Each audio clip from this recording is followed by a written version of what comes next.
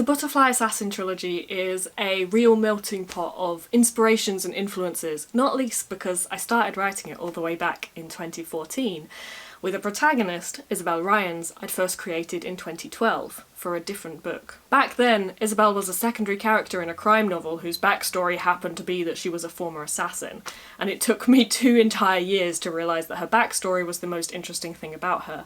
So I jumped back to her teenage years to explore what kind of circumstances might have led her to becoming a contract killer, which is where this trilogy was born. But it's changed a lot since then, and to be honest, Isabel bears very little resemblance to her original self. The series was also in part a reaction against other media that existed at the time. I really wanted to write a stabby, dark, upper YA book that wasn't focused around romance, because it felt at the time like friendship was presented as only being for younger readers, as though people grow out of platonic connections and only want romance after a certain age.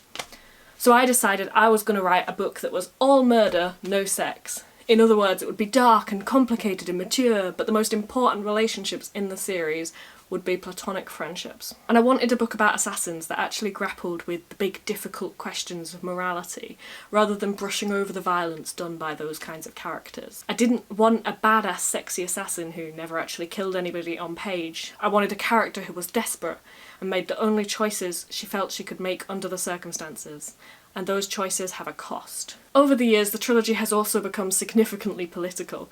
People are sometimes surprised to learn that I've written a book about assassins because I am a pacifist, but that's actually part of why I wrote such a murderous book. I have strong opinions about the immorality of the military recruitment of teenagers and the ways that they target vulnerable young people who don't have too many other options. And a lot of that rage went into this series.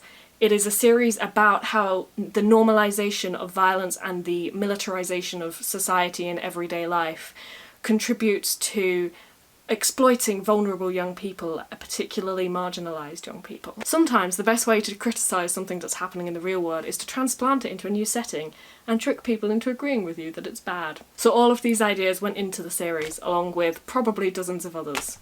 And the result is The Butterfly Assassin and The Hummingbird Killer, coming in May this year.